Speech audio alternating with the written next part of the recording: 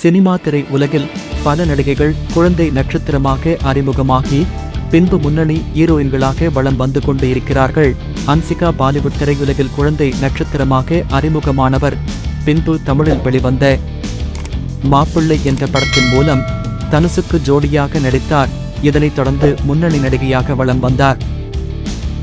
நஸ்ரியா நசீம் மலையாள படங்களில் குழந்தை நட்சத்திரமாக அறிமுகமாகி தமிழில் நேரம் என்ற படத்தின் மூலம் சிறந்த நடிகை என்று சொல்லும் அளவிற்கு எக்ஸ்பிரஸ் குயினாக ரசிகர்கள் மனதில் இடம் பிடித்து விட்டார். இவர் பகத் பாசலை காதலித்து திருமணம் செய்து கொண்டார். கீர்த்தி சுரேஷ் மலையாள படத்தின் மூலம் குழந்தை நட்சத்திரமாக அறிமுகமானார். பின் முன்னணி ஹீரோக்களுடன் ஜோடி சேர்ந்து நடித்து வருகிறார். தற்போது இவருக்கான இடத்தை நன்றாக வளர்த்துக் கொண்டார்.